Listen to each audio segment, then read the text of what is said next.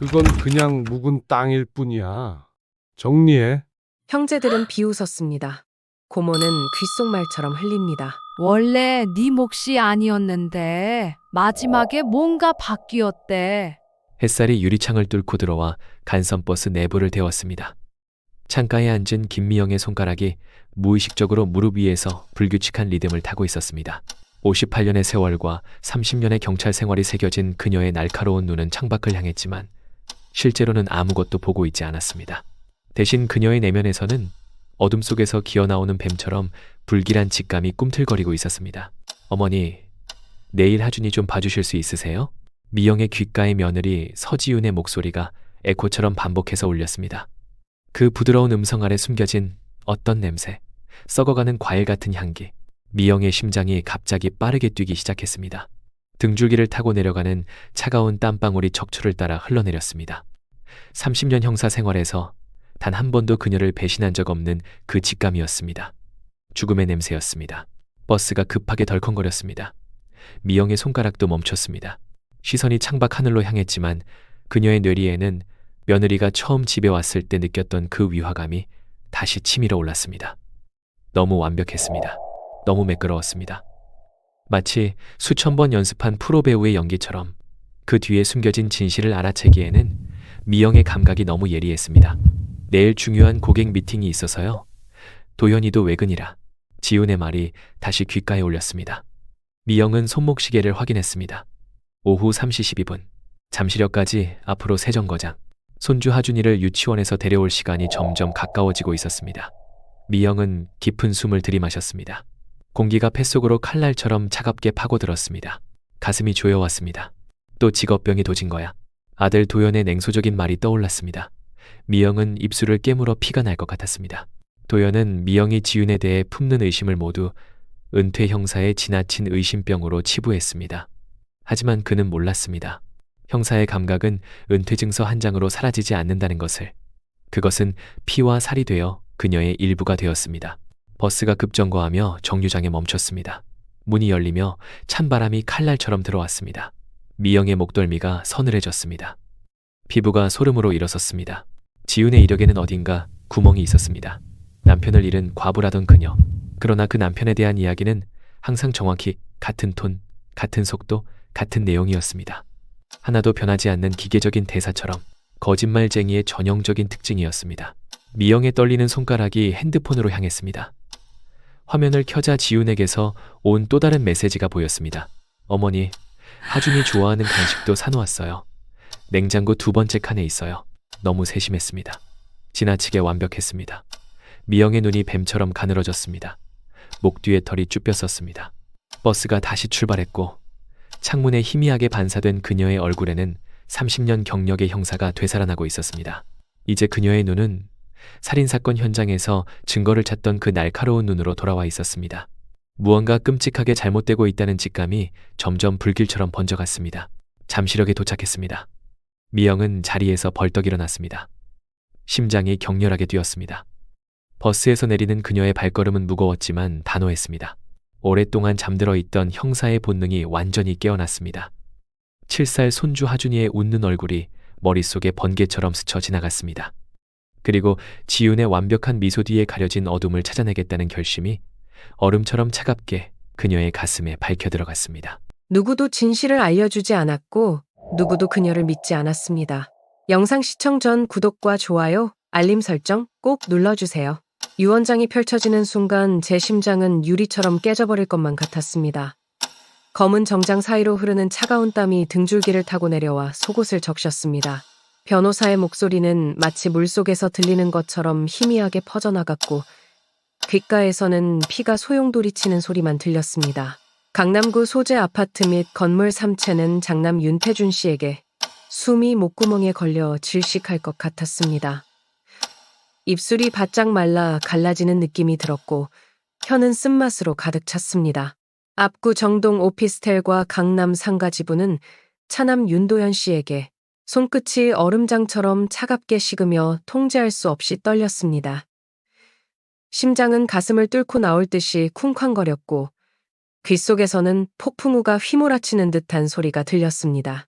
세종시 외곽 소재 옛 공장 부지와 임야는 막내딸 윤아린 씨에게 상속합니다. 그 순간 시간이 멈춘 듯 했습니다. 철저히 계산된 차가운 침묵이 회의실을 가득 채웠습니다. 태준 오빠의 입가에 스친 승리의 미소, 도연 오빠의 안도의 한숨이 고스란히 보였습니다. 순식간에 가족들의 시선이 저에게 꽂혔습니다. 동정과 조롱이 뒤섞인 그 눈빛들이 살을 내는 칼날처럼 파고들었습니다. 아버지가 남기신 것은 녹슨 철골만 남은 쓸모없는 폐공장과 잡초만 무성한 가족묘가 있는 임야였습니다. 수백억 원의 강남 부동산 자산은 모두 오빠들 차지였습니다. 34년간 단 한 번도 차별받지 않았다고 스스로를 위로했던 제 자신이 처참하게 우스웠습니다. 축하해, 막내야. 가족묘 관리는 네 몫이구나. 태준 오빠의 말에 도연 오빠가 헛기침으로 새어나오는 웃음을 감추려 했지만 그의 어깨가 살짝 들썩이는 것이 보였습니다. 위장 속에서 뜨거운 산성 액체가 거품처럼 올라왔습니다. 평생 쌓아온 가족에 대한 신뢰가 모래성처럼 무너져 내렸고 사막의 먼지처럼 바람에 흩어졌습니다. 마치 아무것도 아닌 존재처럼 34년 인생의 가치가 휴지 조각만도 못한 것처럼 취급받는 기분이었습니다. IT 스타트업에서 전략팀장으로 밤낮 없이 일하며 쌓아온 자존감이 한순간에 박살나는 느낌이었습니다. 변호사 사무실 창문으로 비치는 햇살이 유난히 따갑게 피부를 찔렀습니다. 옆자리에 놓인 아버지의 영정사진이 저를 비난하듯 바라보는 것만 같았습니다. 평생 자식들을 공평하게 대한다고 믿었던, 단 한 번도 성별로 차별하지 않았다고 자부했던 아버지였습니다. 그 신뢰와 믿음이 한순간에 산산조각나 발밑에 흩어졌습니다. 하린 씨, 괜찮으신가요? 변호사의 걱정 어린 목소리가 아득히 먼 곳에서 들려왔습니다. 손에 쥔 서류를 내려다보니 손톱 자국이 깊게 패여 있었고 구겨진 종이 위로 핏방울이 맺혀 있었습니다. 손톱이 살을 파고든 것도 몰랐습니다. 가슴 속에서는 분노와 모멸감이 화산 용암처럼 끓어올라 목구멍까지 차올랐고 폭발 직전의 마그마처럼 뜨거웠습니다. 눈물이 차올라 시야가 흐려졌지만 이를 악물고 억지로 삼켰습니다. 절대 그들 앞에서 약한 모습을 보여줄 수 없었습니다. 네, 괜찮습니다. 제 목소리가 타인의 것처럼 낯설고 공허하게 들렸습니다.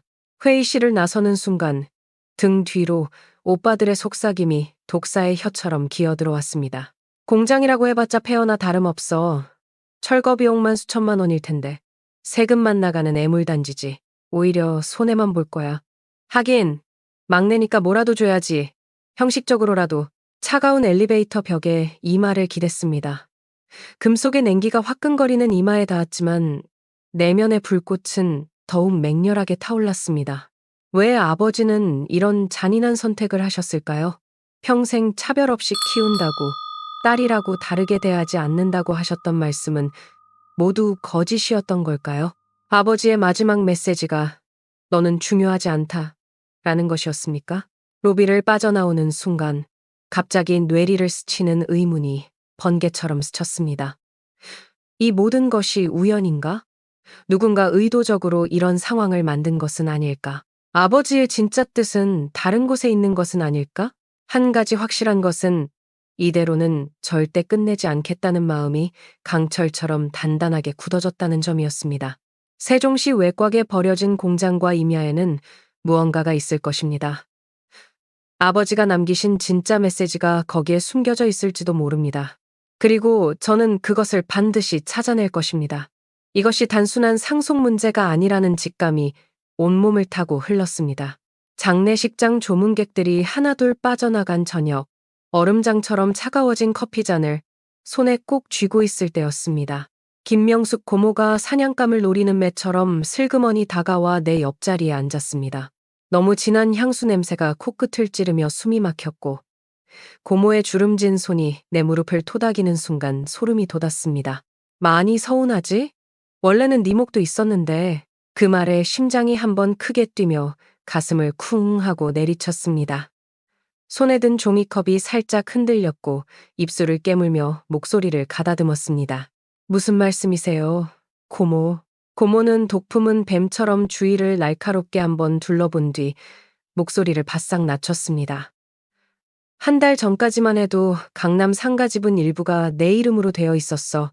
그런데 갑자기 바뀌었다더라. 누가 그렇게 귀띔해주던데? 온몸에 피가 얼어붙는 느낌이었습니다. 등줄기를 타고 소름이 파도처럼 일었고 손에 쥔 종이컵이 완전히 구겨져 찬 커피가 손등 위로 쏟아졌지만 마비된 듯 아무 느낌도 없었습니다. 누가 바꾸게 했는데요? 제 목소리는 떨림을 감추지 못했습니다. 고모는 흠칫 놀라더니 뱀처럼 입술을 핥으며 서둘러 말을 돌렸습니다. 글쎄, 내가 정확히 알 리가 있겠니? 그냥 듣기로는 그렇다는 거지. 너무 마음에 담아두지 마. 세상 일이 다 그런 거야. 그때 태준 오빠가 검은 그림자처럼 우리 쪽으로 다가왔습니다. 완벽하게 다림질된 검은 정장 차림에 한 올의 흐트러짐 없이 다듬어진 머리, 아버지를 닮은 날카로운 매의 눈매가 저를 찔렀습니다. 고모, 여기서 뭐 하세요? 이제 돌아가실 시간 아닌가요? 운전기사 불러드릴게요. 고모는 화들짝 놀라 토끼처럼 자리에서 벌떡 일어났습니다. 미안하다는 듯 저에게 애매한 눈짓을 하고는 서둘러 자리를 피했습니다.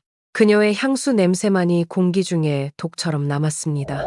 태준 오빠가 거미가 먹이를 노리듯 천천히 제 옆에 앉았습니다. 딱딱한 가죽 소파가 불길하게 삐걱거렸고 심장이 제 의지와 상관없이 빠르게 뛰기 시작했습니다. 고모가 뭐라고 하셨어? 그의 목소리는 겉으로는 부드러웠지만 그 속에 숨은 날카로운 칼날이 느껴졌습니다. 별 말씀 없으셨어요. 거짓말이 혀끝에서 떨어졌습니다. 오빠의 눈빛이 순식간에 독사의 눈처럼 날카로워졌습니다. 평소와는 완전히 다른 낯선 긴장감이 공기 중에 팽팽하게 감돌았고 숨쉬기조차 힘들었습니다. 하리나, 아버지 결정을 존중하자. 오빠들이 네 목까지 잘 챙겨줄게. 걱정하지 마. 그 말에 가슴 속에서 무언가 맹렬한 불길이 솟구쳤습니다. 어깨를 스치는 오빠의 손길이 갑자기 쇠사슬처럼 무겁고 차갑게 느껴졌고 질식할 것 같은 압박감이 몰려왔습니다. 제 몫은 제가 알아서 할게요, 오빠. 제 목소리에서 이전에 없던 단단함이 느껴졌습니다. 태준 오빠의 눈빛이 순간 영하의 얼음처럼 차갑게 변했습니다. 가면이 벗겨지는 순간이었습니다. 그 폐공장이랑 잡초만 무성한 산에서 뭘 하겠다고? 세금만 나가는 땅이야? 관리비도 만만치 않을 거야. 오빠한테 맡겨. 적당한 값에 처분해줄게. 입안이 쓸개즙처럼 쓰디쓴 맛으로 가득 찼습니다. 심장은 폭주 기관차처럼 빠르게 뛰었지만 겉으로는 태산처럼 차분함을 유지하려 애썼습니다. 처분할 생각 없어요. 아버지께서 주신 거니까 제가 직접 관리할 겁니다. 제 목소리는 떨리지 않았지만 손톱이 손바닥을 파고들어 또다시 핏자국을 남겼습니다. 그 순간 멀리서 도현 오빠의 부드러운 목소리가 들려왔습니다. 변호사인 그는 몇몇 조문객들과 마치 무대 위 배우처럼 완벽한 표정으로 이야기를 나누고 있었습니다. 네, 아버지께서는 항상 막내딸을 특별히 생각하셨죠. 그래서 가보인 땅을 맡기신 겁니다. 물론 실질적 가치는 아시다시피 그의 말끝에 이어진 웃음소리가 가시처럼 귓속을 파고들었습니다. 얼굴이 화염에 그을린 듯 화끈거렸고 온몸이 굴욕으로 떨렸습니다. 동정과 조롱이 섞인 시선들이 피부를 뚫고 들어오는 것 같았습니다. 가족 내에서 제가 얼마나 무가치한 존재인지 다시 한번 절감하는 순간이었고 그 현실이 독화살처럼 가슴을 꿰뚫었습니다. 장례식장을 나서는 길, 김명숙 고모가 다시 어둠 속에서 나타나 제 팔을 뱀처럼 감아쥐었습니다. 복도 구석의 그림자 속에서 그녀의 목소리는 더욱 낮아져 귀신의 속삭임 같았습니다. 하리나, 정해철 교수님을 찾아가봐. 아버지 대학 동기야. 그분이 뭔가 알고 있을지도 몰라. 아버지가 돌아가시기 전에 자주 만났다더라. 교수님이요? 무슨 관련이? 고모의 눈빛이 불안하게 흔들렸고 주위를 경계하듯 살폈습니다. 난 이만 가볼게. 너무 많이 캐물으면 가족 사이 틀어져. 네 앞날도 위험해질 수 있어. 알겠지?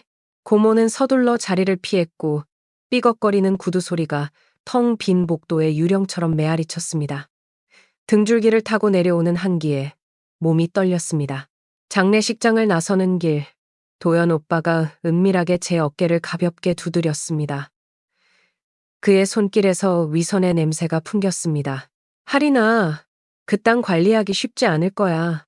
세금 문제도 있고 불법 점유자 문제도 있을 수 있어. 오빠가 법적으로 도와줄게. 위임장만 써주면 다 알아서 처리해줄게. 그의 목소리는 꿀처럼 달콤했지만 눈빛에는 독수리의 탐욕과 계산된 무언가가 서려 있었습니다. 등줄기에 얼음장 같은 한기가 흘렀고 본능적으로 위험을 감지했습니다. 고마워요, 오빠. 하지만 제가 직접 할게요. 단호하게 말했습니다. 도현 오빠의 얼굴에 순간적으로 당혹감이 스쳤지만 곧 프로 변호사다운 침착함을 되찾았습니다. 그러나 그의 눈빛에서 이전에 없던 경계심을 발견했습니다. 알았어. 하지만 생각이 바뀌면 언제든 연락해. 오빠는 항상 내 편이야. 그날 밤 아버지의 서재에 홀로 앉아 유년 시절 사진들을 들여다보았습니다. 세 남매가 나란히 서 있는 사진, 아버지가 어린 제 어깨를 감싸고 있는 사진. 표면적으로는 차별 없는 완벽한 가족이었습니다. 사진 속 미소가 지금은 가면처럼 느껴졌습니다. 왜 마지막 순간에 이런 잔인한 결정을 하셨을까요? 평생의 사랑이 모두 거짓이었던 걸까요? 고모의 수상한 말, 오빠들의 이상한 행동, 그리고 정해철 교수. 모든 것이 마치 거대한 수수께끼의 조각들처럼 흩어져 있었습니다. 무언가 숨겨진 진실이 있다는 직감이 뼛속까지 파고들었습니다. 창밖으로 내리는 차가운 비를 바라보며 단단히 결심했습니다. 내일 정해철 교수를 만나러 가야겠습니다. 그리고 세종시 외곽에 있는 그 땅이 정확히 무엇인지, 왜 아버지가 그토록 소중히 여겼는지 반드시 밝혀내야 합니다. 이것은 단순한 유산 문제가 아닌 가족의 숨겨진 비밀과 연결된 미스터리였습니다. 대학교 캠퍼스는 한낮의 햇살로 눈부시게 빛나고 있었지만 제 마음은 깊은 동굴처럼 어둡고 불안했습니다. 정해철 교수의 연구실 앞에 서자 심장이 미친 듯이 뛰었고 손바닥에서는 식은땀이 흘러내렸습니다. 마른 입술을 축이고 조심스럽게 노크했습니다. 그 소리가 텅 빈 복도의 총소리처럼 울려 퍼졌습니다. 들어오세요. 문을 열자 천장까지 책으로 가득 찬 연구실이 눈에 들어왔고 곰팡이와 오래된 종이 냄새가 코를 찔렀습니다. 창가에는 정해철 교수가 석상처럼 서 있었습니다. 68세의 나이가 무색할 만큼 단정한 차림새와 맑은 눈빛이 인상적이었지만 그 눈 속에 깃든 깊은 슬픔이 마음을 흔들었습니다. 윤아린 씨군요. 오실 줄 알았습니다. 순간 등골이 서늘해졌습니다. 저를요? 교수는 비밀을 간직한 사람처럼 조용히 웃으며 책상 서랍을 열었습니다. 낡고 누런 봉투 하나를 꺼내 제게 건넸고 그의 손가락이 미세하게 떨리는 것이 보였습니다. 당신 아버지께서 맡기신 겁니다. 할인이가 찾아오면 전해주라고 하셨죠. 봉투를 받는 제 손이 마치 경련을 일으킨 듯 격렬하게 떨렸습니다. 갑자기 목이 메어 숨을 쉴 수 없었고 뜨거운 것이 눈 뒤편에서 밀려왔습니다. 아버지께서 언제요? 겨우 질문을 짜냈습니다. 돌아가시기 한 달 전이었습니다. 매우 급하게 오셨어요. 마치 누군가에게 쫓기는 사람처럼요. 교수는 잠시 망설이다 목소리를 더 낮추어 말을 이었습니다. 그리고 누구에게도, 특히 당신 오빠들에게 이 만남을 절대 알리지 말라고 신신당부하셨습니다. 그 말에 가슴이 쿵쾅거리며 머릿속에 경고음이 울렸습니다. 손가락이 덜덜 떨리며 봉투를 열자 낡은 메모지와 녹슨 열쇠 하나가 나왔습니다. 메모지에는 아버지의 친필로 단 한 줄이 적혀 있었습니다. 하늘이 내린 물을 찾아라. 의미를 알 수 없는 암호 같은 문장에 혼란스러움이 밀려왔습니다. 교수의 눈빛이 깊은 우물처럼 어두워졌습니다. 윤아린 씨, 조심하셔야 합니다. 당신 아버지께서는 마지막까지 누군가를 극도로 경계하고 계셨습니다. 마치 생명의 위협을 느끼는 사람처럼요. 목구멍이 바짝 말랐습니다. 누구를요? 오빠들인가요? 교수는 천천히 고개를 저었습니다. 그건 명확히 말씀하지 않으셨습니다. 다만 이서현이라는 이름을 여러 번 언급하셨어요. 그리고 약속을 지켜야 한다고 계속 말씀하셨죠. 이서현이요? 누굽니까? 손에 쥔 열쇠가 갑자기 납덩이처럼 무거워졌습니다. 교수의 시선이 먼 과거를 바라보는 듯 창밖으로 향했고 그의 목소리에서 깊은 그리움이 느껴졌습니다. 당신 아버지의 첫사랑입니다. 민주화 운동 시절 그녀의 집안은 많은 희생을 치렀죠. 이서현은 특별한 여성이었습니다. 과학자이자 활동가였죠. 갑자기 머릿속에 퍼즐 조각들이 흩어졌다가 새로운 모양으로 모이는 느낌이었습니다. 아버지가 젊은 시절 민주화 운동에 참여했다는 이야기는 들었지만 첫사랑에 대한 이야기는 단 한 번도 들어본 적이 없었습니다. 심장이 불규칙하게 뛰기 시작했습니다. 세종시 땅과 무슨 관련이 있습니까? 목소리가 떨렸습니다. 교수는 천천히 고개를 끄덕이며 비밀을 털어놓는 듯한 표정을 지었습니다. 그곳이 바로 이서연의 고향입니다. 그리고 그녀의 가족묘가 있는 곳이기도 합니다. 당신 아버지는 그녀가 세상을 떠난 후 그 땅을 매입하셨어요. 아무도 모르게 말입니다. 그 말에 충격으로 숨이 멎는 것 같았고 온몸에 전기가 흐르는 듯한 감각이 밀려왔습니다. 손에 든 열쇠를 바라보니 희미하게 숫자가 새겨져 있었습니다. 43, 7. 이 열쇠는 뭡니까? 손가락으로 숫자를 어루만지며 물었습니다. 교수는 깊은 한숨을 내쉬었고 그 숨결에서 수십 년의 비밀이 묻어있는 듯 했습니다. 그건 직접 확인해 보셔야 할 겁니다. 다만 한 가지 말씀드리자면 당신 아버지께서는 그 땅을 자신의 목숨보다 소중히 여기셨습니다. 그리고 그곳에 무언가 국가적으로 중요한 것이 있다고 하셨습니다. 연구실을 나서는 순간 마음속에 강철 같은 결심이 굳어졌습니다. 지금 당장 세종시로 가야겠다는 불타는 충동이 온몸을 사로잡았습니다. 아버지와 이서연의 비밀, 그리고 그 땅에 숨겨진 진실. 모든 것이 제 운명을 바꿀 수도 있다는 예감이 들었습니다. 세종시 외곽의 공장은 예상보다 훨씬 황폐하고 버려진 모습이었습니다. 녹슨 철문은 바람에 삐걱거렸고 깨진 유리창마다 까마귀들이 둥지를 틀고 있었으며 잡초가 허리까지 자란 마당은 마치 오래된 무덤처럼 음산했습니다. 30년도 더 된 건물이 유령의 집처럼 서 있었지만 이상하게도 정문에 자물쇠 많은 새 것이었습니다. 떨리는 손으로 열쇠를 꽂았고 딸깍 소리와 함께 문이 열렸습니다. 오래된 먼지와 썩은 나무 냄새가 코를 찌르며 숨을 막았습니다. 희미한 햇빛이 깨진 창문을 통해 스며들어 공중에 떠다니는 먼지 입자들을 금빛으로 비추었고 마치 시간이 멈춘 듯한 기묘한 아름다움이 있었습니다. 공장 내부는 대부분 텅 비어 있었지만 구석에 오래된 금고 하나가 마치 보초병처럼 서 있었습니다. 심장이 빠르게 뛰었습니다. 43, 7. 혹시 금고 비밀번호일까요? 손가락이 떨리며 조심스럽게 다이얼을 돌렸습니다. 4, 3, 7. 긴장으로 숨을 참고 있는데 딸깍 소리와 함께 금고가 열렸습니다. 안에는 낡은 가죽 노트와 누런지도 그리고 오래된 흑백 사진 한 장이 마치 보물처럼 놓여 있었습니다. 사진 속에는 젊고 패기 넘치는 아버지와 한 여성이 민주화 시위 현장에서 나란히 서 있었습니다. 여성의 눈빛은 불꽃처럼 강렬했고 결연한 의지가 느껴졌습니다. 사진 뒷면에는 이서연, 1980, 서울대 시위, 우리의 약속을 잊지 마, 라고 적혀 있었습니다. 손이 떨리며 지도를 펼쳤습니다. 세종시 외곽 일대의 상세지도였고 특정 지점에 빨간 원이 굵게 그려져 있었습니다. 바로 가족묘가 있는 임야였습니다. 그리고 그 주변으로 파란색 선이 여러 개 그려져 있었는데 마치 지하 수맥이나 광맥을 표시한 것처럼 보였습니다. 떨리는 손으로 노트를 열자 아버지의 친필 일기가 빼곡히 적혀 있었습니다. 첫 페이지에는 특별한 날짜가 기록되어 있었습니다. 1988년 4월 7일. 오늘 서연이가 떠났다. 의문의 사고라고 했지만 나는 진실을 안다. 그녀의 연구 때문이다. 그녀의 이상과 꿈은 내게 너무 컸고 이제 그 짐을 내가 짊어져야 한다. 그녀의 유언대로 이곳을 지키기로 약속했다. 언젠가 할인이에게 모든 것을 물려주리라. 그녀만이 이 비밀을 지킬 수 있을 것이다. 할인이의 순수한 영혼과 강인한 의지는 서연이를 닮았다. 심장이 격렬하게 뛰며 온몸이 불타는 듯 했습니다. 아버지의 글을 읽는 순간 평생 알지 못했던 아버지의 다른 얼굴, 다른 삶이 제 앞에 펼쳐졌습니다. 그리고 왜 아버지가 저에게 이 땅을 물려주셨는지 그 깊은 의미가 조금씩 드러나기 시작했습니다. 임야로 향하는 길, 머릿속은 온통 의문으로 가득했습니다. 이서연은 정확히 누구였을까요? 그녀와 아버지는 어떤 관계였을까요?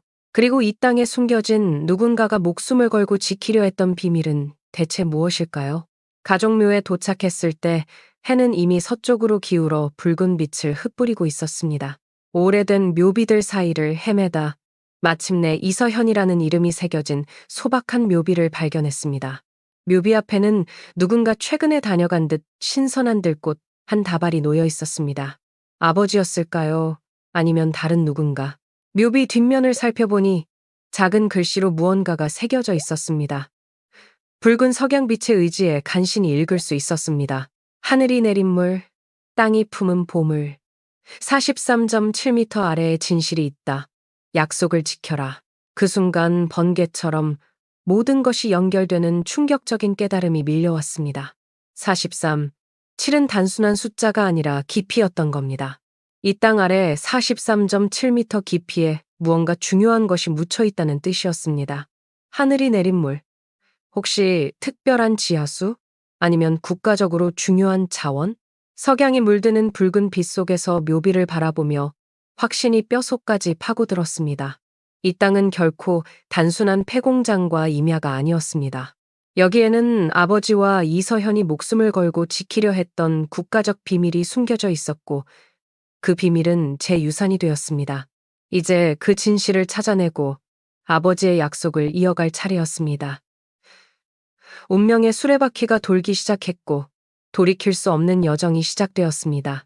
아침 신문을 펼치는 순간 심장이 얼음장처럼 멎었습니다. 경제면에 대문짝만하게 실린 기사 제목이 마치 총알처럼 제 시야를 강타했습니다. 세종시 외곽, 차세대 지열 바이오 클러스터 예정지로 주목, 정부, 수천억 투자 계획 발표. 손가락이 종이를 움켜쥐며 떨렸고 식은땀이 등줄기를 타고 흘러내렸습니다. 기사를 읽어내려갈수록 호흡이 가빠졌습니다. 정부가 추진하는 미래 에너지 산업단지가 세종시 외곽에 들어선다는 내용이었고 그 위치는 충격적이게도 제가 상속받은 땅과 정확히 맞닿아 있었습니다. 이것은 우연이 아니었습니다. 휴대폰이 요란하게 울려 손에서 떨어뜨릴 뻔했습니다. 화면에는 태준 오빠의 이름이 번쩍였습니다. 하리나, 신문 봤어? 그의 목소리는 평소와 다르게 긴장감이 배어 있었습니다. 방금 봤어요. 제 목소리는 차갑게 가라앉아 있었습니다. 이제 알겠지?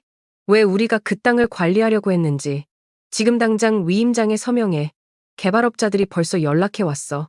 네 지분 가치가 몇백억으로 뛸 수 있어. 숨이 가빠졌고 머릿속에서 퍼즐 조각들이 맞춰지며 진실이 서서히 드러났습니다. 이제야 모든 것이 선명하게 이해됐습니다. 오빠들은 이미 알고 있었던 겁니다. 정부의 개발 계획을, 그 땅의 잠재적 가치를, 그리고 그들은 아버지의 유언을 바꾸려 했던 것입니다. 오빠, 죄송하지만 제 땅은 제가 관리할게요. 단호하게 말했습니다. 전화기 너머로 날카로운 숨소리가 칼날처럼 들렸고 오빠의 분노가 전파를 타고 전해져 왔습니다. 하리나, 정신 차려. 네가 뭘 할 수 있다고 그래? 개발 경험도 없고 자본도 없잖아.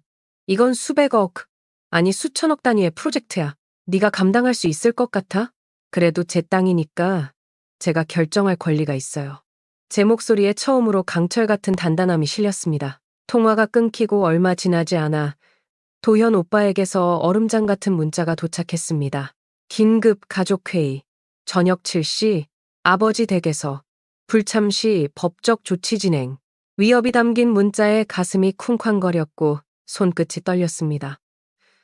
오빠들과 정면으로 맞설 준비가 전혀 되어 있지 않았습니다. 하지만 이제 물러설 수도 없었습니다. 아버지와 이서현의 비밀, 그 땅에 숨겨진 진실을 지켜야만 했습니다. 사무실로 향하는 길, 갑자기 모르는 번호로 전화가 걸려왔습니다. 불안한 마음으로 받았습니다. 윤아린 씨죠? 세종타임즈 기자 김동환입니다. 세종시 지열 에너지 개발 예정지 관련해서 인터뷰 요청드립니다. 특히 귀하가 소유하신 땅의 지하 수맥 특성에 대해 알고 싶습니다. 등줄기에 차가운 얼음물을 끼얹은 듯한 충격이 밀려왔습니다. 누구도 모르는 비밀이 어떻게 언론에까지? 벌써 누군가가 제 뒤를 캐고 있다는 사실에 공포가 엄습했습니다. 죄송합니다만 인터뷰는 어렵습니다. 그리고 지하 수맥이 어쩌고 하는 건 전혀 모르겠네요. 전화를 끊자마자 또 다른 번호로 전화가 끊임없이 걸려왔습니다. 부동산 개발업체, 투자자, 환경단체, 언론사, 끊임없는 전화에 머리가 폭발할 것 같았고 숨쉬기조차 힘들었습니다.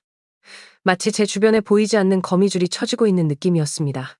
저녁 가족회의는 예상보다 훨씬 최악이었습니다. 아버지의 거실에는 이전에 본 적 없는 차가운 긴장감이 가득했고 태준 오빠의 분노에 찬 목소리가 천장까지 울려 퍼졌습니다.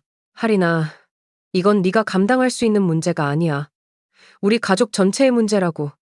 넌 무슨 숨겨진 보물이라도 찾은 것처럼 굴고 있지만 현실을 직시해. 이건 수천억짜리 개발 프로젝트야. 도연 오빠는 두꺼운 법률 서류 뭉치를 테이블 위에 내리쳤고 그 소리에 심장이 쿵 내려앉았습니다.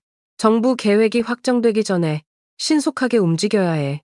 개발 허가, 환경평가, 토지 용도 변경, 모두 법적 전문성이 필요한 일이야. 네가 혼자서 할 수 있을 것 같아? 한번 잘못 결정하면 수백억의 손해야. 방 구석에 앉아있던 김명숙 고모가 연기하듯 한숨을 내쉬었습니다. 그녀의 눈에는 교활한 계산이 서려 있었습니다. 하리나, 오빠들 말이 맞아. 네가 뭘 알고 그러니? 아버지도 살아계셨으면 오빠들에게 맡기라고 하셨을 거야. 가족이 서로 돕는 게 당연한 거지. 숨이 목구멍에 걸려 질식할 것 같았습니다. 이건 도움이 아니라 강탈이었고 아버지의 뜻을 짓밟는 일이었습니다. 심장은 터질 듯이 뛰었지만 제 목소리는 놀랍게도 흔들림 없이 단단했습니다. 모두의 뜻은 잘 알겠습니다. 하지만 제 결정은 변함없어요. 제가 직접 관리하겠습니다. 그리고 이 땅은 단순한 개발 부지가 아니에요. 아버지께서 특별한 이유로 저에게 맡기신 겁니다. 태준 오빠의 얼굴이 순간 일그러졌고 처음 보는 광기 어린 분노가 그의 눈에서 번쩍였습니다. 그가 테이블을 내리치자 유리잔이 바닥에 떨어져 산산조각 났습니다. 특별한 이유? 무슨 개소리야. 넌 뭘 안다고 그래. 이제 와서 아버지의 첫사랑이니 비밀이니 하는 소설 같은 이야기는 집어치워. 현실을 직시해. 충격으로 몸이 굳었습니다. 제가 아버지의 첫사랑 이야기를 한 적이 없는데 오빠가 어떻게 알고 있는 걸까요? 오빠들은 이미 모든 것을 알고 있었던 겁니다. 그럼 어쩔 수 없겠네. 법적으로 해결하자. 도연 오빠의 차가운 선언의 신뢰 온도가 영하로 곤두박질 치는 듯 했습니다. 일주일 후 법원 소환장이 도착했습니다. 마치 사형 선고문을 받은 것 같은 충격이었습니다. 오빠들이 상속재산 관리인 지정 신청을 했고 저를 재산관리 무능력자로 지정해달라는 내용이었습니다. 그들의 주장은 제가 재산을 관리할 능력이 없으며 정신적 혼란 상태라는 것이었습니다. 법정에 선 그날 온몸이 빙하 속에 갇힌 듯 얼어붙었습니다. 차갑고 권위적인 법정 분위기, 완벽한 검은 정장을 입고 앉아있는 오빠들, 그들의 강력한 변호사 군단, 그리고 방청석에 앉아있는 낯선 기자들과 사업가들까지 모든 것이 압도적이고 위협적이었습니다. 도연 오빠의 수석 변호사가 독사처럼 날카로운 목소리로 말했습니다. 윤아린 씨는 부동산 개발 경험이 전무하며 IT 업계 경력만 있을 뿐입니다. 수천억 가치의 재산을 그녀에게 맡기는 것은 명백한 재산 가치의 손상을 초래할 것입니다. 또한 최근 그녀는 망자의 유언에 대한 환상적 해석을 하고 있으며 이는 판단력 저하의 증거입니다. 판사의 날카로운 독수리 같은 시선이 제게 꽂혔고 심장이 얼어붙는 느낌이었습니다. 윤아린 씨, 어떻게 생각하십니까? 순간 머릿속이 새하얘졌고 온몸이 식은땀으로 젖었습니다. 그러나 깊게 숨을 들이마시고 아버지와 이서연의 얼굴을 떠올리며 천천히 말했습니다. 저는 IT 스타트업 전략팀장으로 일하며 수십억 규모의 프로젝트를 성공적으로 이끈 경험이 있습니다. 투자 유치, 비즈니스 전략 수립, 팀 관리 모두 제 전문 분야입니다. 그리고 잠시 망설이다 운명을 건 결정을 내렸습니다. 그 땅에는 단순한 금전적 가치 이상의 것이 있습니다. 제 아버지께서 수십 년간 지켜오신 특별한 가치가 있고 그것을 이해하는 저에게 특별히 맡기신 겁니다. 그 순간 법정 뒤쪽에서 누군가가 의자를 끌며 일어섰고 모든 시선이 그쪽으로 향했습니다. 정해철 교수였습니다. 그의 노쇠한 몸에서 갑자기 위험이 느껴졌습니다. 재판장님, 증언을 하고 싶습니다. 법정은 순간 파도처럼 술렁였고 오빠들의 얼굴이 창백해졌습니다. 판사의 허락 아래 교수는 떨리는 걸음으로 증언대에 섰습니다. 고인이 된 윤태호 씨는 그 땅을 특별히 막내딸에게 남기기를 한평생 원했습니다. 그는 끝까지 그 뜻을 굽히지 않았으며 그 이유는 윤아린 씨의 인격과 신념을 믿었기 때문입니다. 태준 오빠의 변호사가 독수리처럼 날카롭게 물었습니다. 그 특별한 이유가 정확히 무엇입니까? 법정에서는 구체적 사실이 필요합니다. 교수는 잠시 망설이다 깊은 눈빛으로 제게 시선을 던진 후 대답했습니다. 그것은 국가 안보와 관련된 비밀이며 윤아린 씨만이 그 비밀을 지킬 자격이 있다고 고인은 판단했습니다. 법정은 다시 폭풍우처럼 소란스러워졌고 판사가 망치를 강하게 두드리자 천둥 소리 같은 울림이 퍼졌습니다. 오늘 심리는 여기까지입니다. 국가 안보 관련 주장이 제기된 만큼 추가 조사가 필요합니다. 판결은 2주 후에 내리겠습니다. 법원을 나서는 길, 태준 오빠가 맹수처럼 다가와 제 팔을 강하게 붙잡았습니다. 그의 소나귀에서 통증이 퍼졌고 그의 눈빛은 얼음보다 차갑고 불보다 뜨거운 위험한 광기로 가득했습니다. 하리나, 아직도 늦지 않았어. 합의하자. 그렇지 않으면 네가 어떤 위험에 처하게 될지 알 수 없어. 숨을 깊게 들이마시며 용기를 냈습니다. 오빠, 정말 궁금한 게 있어요. 왜 그렇게 이 땅에 집착하세요? 단지 돈 때문인가요? 아니면 다른 이유가 있나요? 태준 오빠의 얼굴이 돌처럼 굳어졌고 그의 눈에서 순간 공포가 스쳤습니다. 넌 아직도 모르는구나. 그 땅이 얼마나 위험한지, 네가 건드리고 있는 것이 얼마나 무서운 존재인지. 위험하다고요? 무슨 뜻이에요? 심장이 거세게 뛰었습니다. 오빠는 주위를 마치 스파이처럼 예민하게 살피더니 낮은 목소리로 경고했습니다. 아버지가 그 땅을 사신 이유, 진짜 이유를 알아? 숨기려고, 무언가를 영원히 묻어두려고. 그리고 그걸 파헤치는 순간 네 목숨이 위험해질 거야. 심장이 멎을 듯이 떨렸습니다. 무엇을요? 무엇을 묻어두셨다는 거예요? 그 순간 도연 오빠가 다가오자 태준 오빠는 마치 화들짝 놀란 듯 말을 멈추고 표정을 감췄습니다. 더 이상 말하지 않을게. 하지만 네가 파헤치는 순간 모든 게 돌이킬 수 없이 달라질 거야. 네 인생이, 우리 가족이 완전히 무너질 수도 있어. 그날 밤 집으로 돌아오는 길에 낯선 검은 세단이 저를 미행하는 것을 백미러로 발견했습니다. 심장이 공포로 쿵쾅거렸고 등줄기를 타고 얼음장 같은 한기가 흘렀습니다. 이제 뒤로 물러설 수 없다는 것, 반드시 그 땅의 비밀을 파헤쳐야 한다는 것, 그리고 그 과정에서 제 목숨이 위험할 수도 있다는 사실을 처음으로 진심으로 깨달았습니다. 이건 단순한 상속 분쟁이 아니라 생존을 건 전쟁이었습니다. 법원 판결을 이틀 앞둔 새벽, 뜬 눈으로 밤을 지새우다 중대한 결심을 내렸습니다. 온몸이 긴장으로 바짝 굳어 있었지만 지금이 아니면 영원히 기회가 없을지도 모른다는 절박함이 온몸을 지배했습니다. 서둘러 가방에 손전등과 아버지의 일기장, 지도를 넣고 세종시로 향했습니다. 차 뒤를 계속 살피며 미행자가 없는지 확인했습니다. 하늘이 내린 물이라는 문구와 43.7m라는 숫자, 이 수수께끼를 반드시 풀어야 했습니다. 폐공장에 도착하자 희미한 새벽빛이 으스스한 건물을 유령처럼 비추고 있었습니다. 심장은 미친 듯이 뛰었고 공포로 목이 말랐지만 더 이상 물러설 곳은 없었습니다. 이번에는 공장 바닥을 손전등으로 철저히 살폈습니다.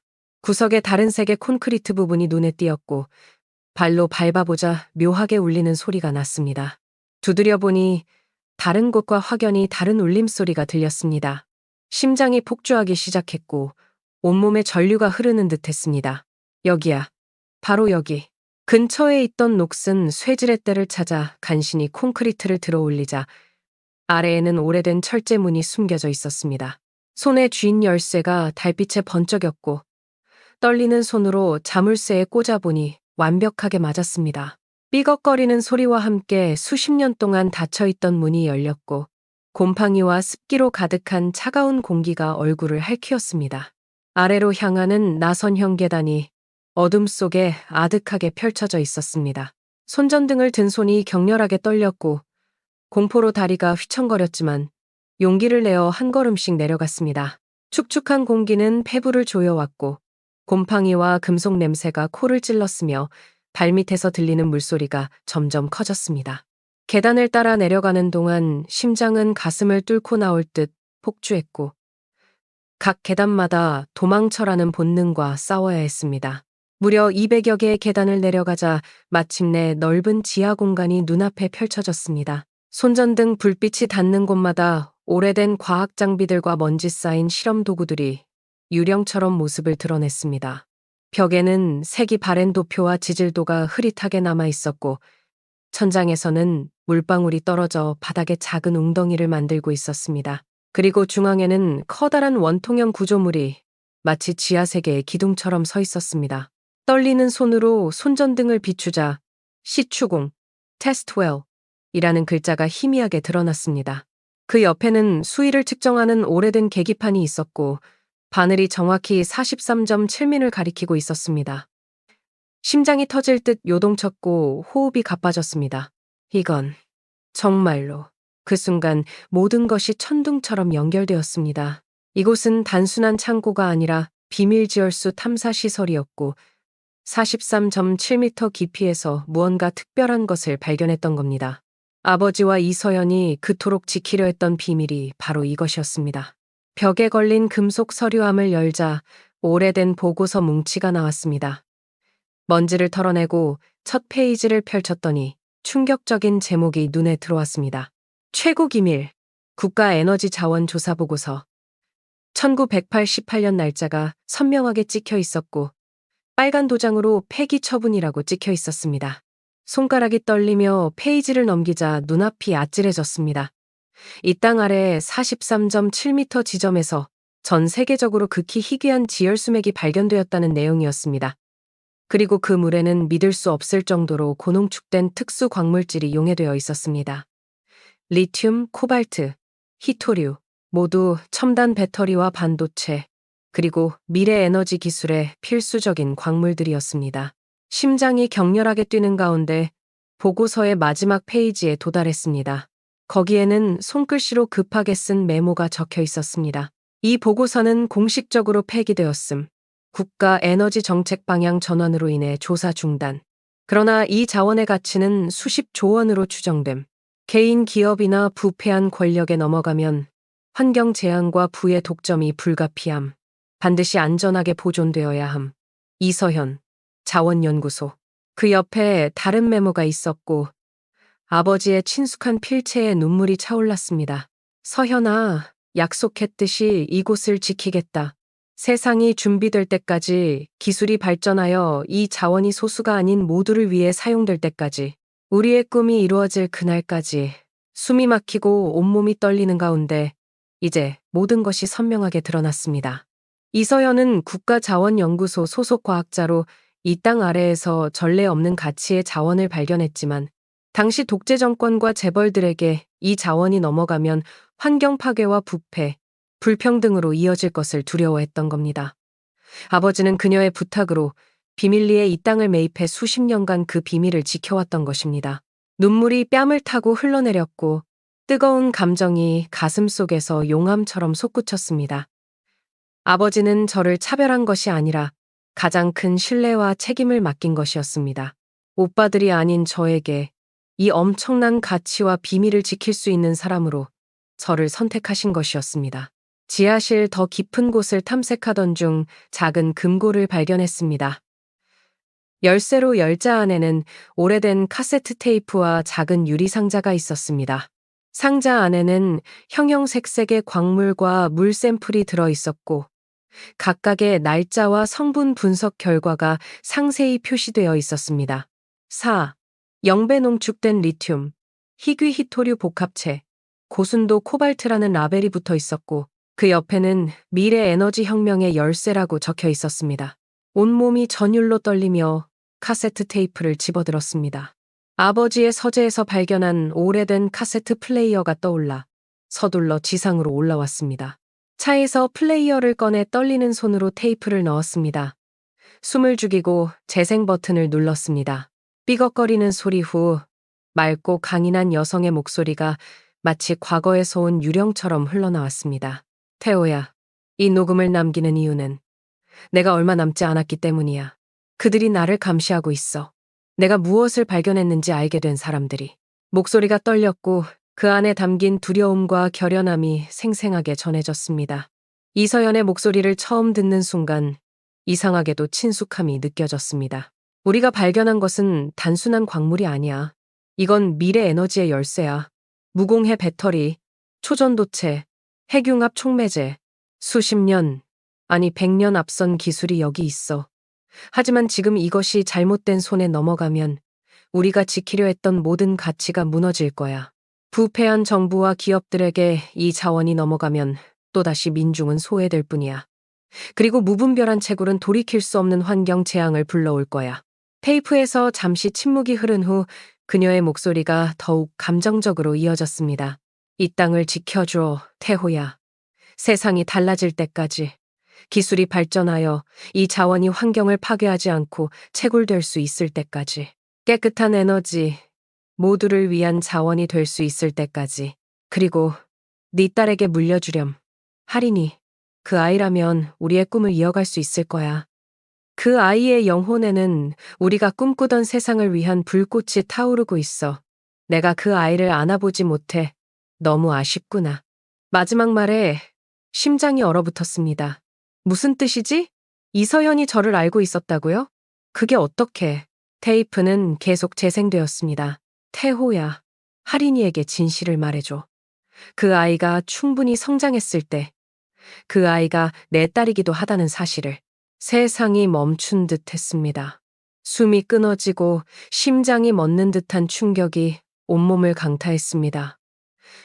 눈물이 폭포처럼 쏟아졌고 손이 격렬하게 떨렸습니다. 이서연이 제 생모였단 말입니까? 그렇다면 아버지가 저를 특별히 여긴 이유, 제게 이 땅을 물려준 이유가. 테이프는 계속되었습니다. 내가 죽은 것처럼 위장해야 했어. 그들이 나를 찾고 있었으니까. 너와 할인이를 위험에 빠뜨릴 수 없었어. 미안해, 태호야. 우리 딸을 잘 부탁해. 언젠가 할인이가 이 땅의 비밀을 알게 될 때, 그 아이는 이미 이 책임을 감당할 준비가 되어 있을 거야. 그 아이의 심장에는 정의와 평등에 대한 열망이 흐르고 있으니까. 내 피를 이어받았으니까. 테이프가 끝났습니다. 온몸이 통제할 수 없이 떨렸고 눈물로 시야가 완전히 흐려졌습니다. 아버지가 결코 저를 차별한 것이 아니었습니다. 오히려 가장 소중한 진실, 가장 큰 책임을 저에게 맡긴 것이었습니다. 저는 아버지와 이서연의 딸이었고 그들의 꿈과 이상을 이어갈 유일한 상속자였던 것입니다. 폐공장을 나서는 순간 눈부신 아침 햇살이 얼굴을 뜨겁게 비추었습니다. 그리고 그 빛 속에 두 남자, 태준 오빠와 도연 오빠가 마치 운명의 심판자처럼 서 있었습니다. 드디어 찾았구나. 태준 오빠의 목소리가 무덤처럼 무겁게 울렸습니다. 심장이 공포로 격렬하게 떨렸고 그들이 내려다보는 시선에서 위협이 느껴졌습니다. 언제부터 알고 있었어요? 도연 오빠가 한 발짝 다가왔고 그의 얼굴에는 처음 보는 감정이 서려 있었습니다. 아버지가 돌아가시기 전부터. 하지만 그 이유는 완전히 몰랐어. 단지 이 땅이 엄청난 가치가 있다는 것만 알았지. 태준 오빠의 얼굴에 복잡한 감정이 폭풍처럼 스쳤고 그의 뺨에 흐르는 것이 땀인지 눈물인지 분간할 수 없었습니다. 우린 단지 이 땅이 개발되면 엄청난 가치가 있을 거라는 것만 알았어. 하지만 아버지는 계속 거부하셨지. 그리고 갑자기 유언을 바꾸셨고 네가 이 비밀을 알게 될까봐 두려웠어. 도연 오빠가 고통스러운 목소리로 말을 이었습니다. 이 땅이 얼마나 위험한지, 네가 어떤 사람들의 표적이 될지 몰랐으니까 우리는 단지 너를 보호하려고 했던 거야. 순간 분노가 용암처럼 치솟았고 전신의 모든 세포가 불타올랐습니다. 그래서 날 법정에 세우고 내 능력을 의심하게 만든 거예요? 그게 보호인가요? 그게 가족이 할 일인가요? 태준 오빠의 눈에 진심 어린 후회의 빛이 스쳤고 그의 강인한 얼굴이 순간 무너져 내렸습니다. 미안해, 할인아. 우리는 잘못된 방식으로 너를 보호하려 했던 거야. 너무 늦게 깨달았어. 손에 쥔 테이프와 보고서를 꽉 쥐었습니다.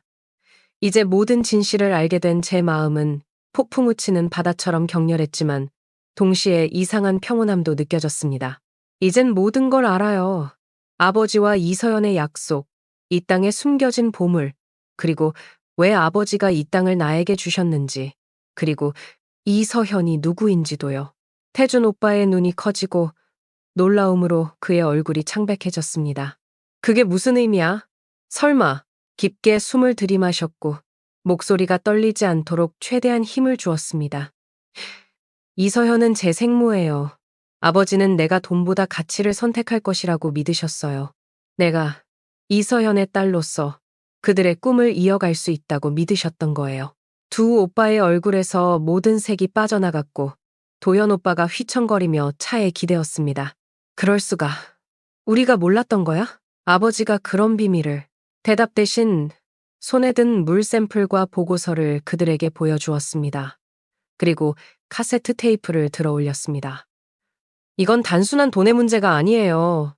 이건 세상을 바꿀 수 있는 미래의 열쇠예요. 친환경 에너지, 지속 가능한 자원. 아버지와 이서현이 목숨을 걸고 지키려 했던 세상을 만들 기회예요. 그리고 저는 그들의 딸로서 이 책임을 받아들일 거예요. 뜨거운 아침 햇살 속에 서서 두 오빠의 얼굴에 서서히 변화가 일어나는 것을 지켜보았습니다. 충격, 깨달음, 후회, 그리고 마침내 이해와 존중의 빛이 그들의 눈에 깃들었습니다. 처음으로 그들은 저를 동등한 가족으로, 아니 어쩌면 더 중요한 존재로 바라보는 듯 했습니다. 법원 판결 당일, 법정은 숨막힐 듯한 긴장감으로 가득했습니다. 모든 눈이 저를 향해 있었고 심장은 전쟁북처럼 울렸습니다. 그러나 예상치 못한 반전이 일어났습니다. 판사가 입을 열기도 전에 태준 오빠가 벌떡 일어섰습니다. 재판장님, 저희는 소를 취하하고자 합니다. 법정이 폭풍우처럼 술렁였고 방청석의 기자들은 일제히 펜을 들어 메모하기 시작했습니다. 판사가 놀란 표정으로 안경을 고쳤으며 물었습니다. 이유가 무엇입니까? 태준 오빠는 저를 곧장 바라보며 단호하게 대답했습니다. 그의 눈에는 처음 보는 깊은 존경심이 담겨 있었습니다. 저희 가족은 이미 합의했습니다. 유나린이 그 땅을 관리하는 것이 고인의 뜻이며 가장 적합한 결정이라고 판단했습니다. 그녀는 우리가 생각했던 것보다 훨씬 더 현명하고 용기 있는 사람입니다. 재판이 끝나고 법원 계단을 내려오는 길, 햇살이 눈부시게 비치는 가운데 도연 오빠가 조심스럽게 다가왔습니다. 그의 얼굴에는 깊은 후회와 새로운 존경심이 공존하고 있었습니다. 하리나, 정말 미안해. 우리가 너무 성급했고 무엇보다 네가 어떤 사람인지 제대로 보지 못했어. 아버지는 항상 알고 계셨던 거야. 네가 얼마나 특별한 사람인지. 태준 오빠도 옆에 서서 떨리는 목소리로 말을 이었습니다. 네가 보여준 보고서와 샘플, 그리고 이서연의 메시지를 들은 후 우리는 아버지와 이서연의 비전이 얼마나 위대했는지 이해하게 됐어. 우리가 도울 수 있는 일이 있을까? 이젠 우리도 그 꿈의 일부가 되고 싶어. 마음 깊은 곳에 여전히 남아있던 분노와 상처가 서서히 녹아내리기 시작했습니다. 이제는 원망보다 미래를 향한 희망이 더 크게 느껴졌습니다. 같이 해요, 오빠들. 이건 우리 가족 모두의 유산이니까요. 아버지와 이서연의 꿈은 우리 모두가 함께 이루어야 할 거예요. 그로부터 6개월 후, 세종시 외곽의 폐공장은 완전히 달라진 모습으로 변모했습니다. 윤태호, 이서연 친환경에너지연구소라는 웅장한 간판이 걸렸고 최첨단 시설을 갖춘 건물이 햇살 아래 빛났습니다. 연구소 뒤편으로는 아름다운 자연공원이 조성되었고 그 중심에는 이서연의 이름을 딴 기념비가 세워졌습니다. 한때 버려진 땅이라 불리던 이곳은 이제 국내외 과학자들이 모여드는 혁신의 중심지가 되었습니다. 개소식 날, 전국 각지에서 수백 명의 사람들이 모였습니다. 환경단체, 지역주민, 언론, 그리고 놀랍게도 대통령을 비롯한 정부 고위 관계자들까지 참석했습니다. 심지어 해외 친환경 에너지 기업들의 대표들도 자리를 빛냈습니다. 단상에 올라 마이크 앞에 섰을 때 온몸이 뜨거운 감동으로 떨렸고 목이 메어 잠시 말을 잇지 못했습니다. 수백 개의 눈동자가 저를 향해 있었고 그 시선 속에는 기대와 존경이 담겨 있었습니다. 이곳은 단순한 연구소가 아닙니다. 이곳은 약속의 땅입니다. 40년 전 한 여성 과학자와 한 남자가 목숨을 걸고 지켜온 미래를 향한 약속의 땅입니다. 그들은 이기적인 이익보다 모두의 미래를 선택했고 그 용기 있는 선택이 오늘 우리를 이 자리에 모이게 했습니다. 청중 속에서 정해철 교수의 눈빛이 별처럼 빛났고 그의 얼굴에는 평화로운 미소가 머물러 있었습니다. 그의 옆에는 김명숙 고모가 앉아 있었고 그녀의 눈가에는 회한의 눈물이 맺혀 있었습니다. 이 땅 아래에는 세상을 바꿀 미래 에너지의 열쇠가 숨겨져 있습니다. 특수 지열수와 희귀 광물질. 하지만 우리는 이것을 독점하지 않을 것입니다. 이 연구소는 모든 연구 결과를 공개하고 친환경 채굴 기술을 개발하며 지역사회와 함께 성장하는 새로운 모델을 만들어갈 것입니다. 이익의 30%는 환경 보존과 지역 발전에 투자될 것이며 나머지는 더 나은 미래 기술 개발에 쓰일 것입니다. 무대 옆에선 태준 오빠와 도현 오빠가 자랑스러운 표정으로 고개를 끄덕였습니다. 태준 오빠는 이제 대기업에서 친환경 에너지 부문을 이끌며 연구소와 협력하고 있었고 도현 오빠는 환경법 전문 변호사로 전향해 연구소의 법적 보호막이 되어주고 있었습니다. 우리의 비전은 단순합니다. 깨끗한 에너지, 모두를 위한 자원, 그리고 지속 가능한 미래.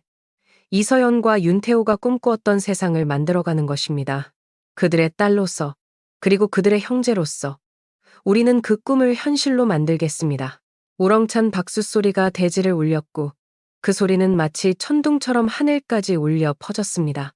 가슴 속에서 뜨거운 파도가 치솟았고 아버지와 이서현이 어딘가에서 지켜보고 있다는 확신이 가슴을 채웠습니다. 개소식이 끝난 후 가족묘로 향했습니다. 이제는 아름답게 정비된 묘역에서 이서연의 묘비 앞에 무릎을 꿇고 붉은 장미 한 다발을 놓았습니다. 처음으로 어머니라고 부르며 마음속으로 말을 건넸습니다. 어머니, 약속을 지켰습니다. 당신이 꿈꾸던 세상을 향한 첫걸음을 내딛었습니다. 이제 시작입니다.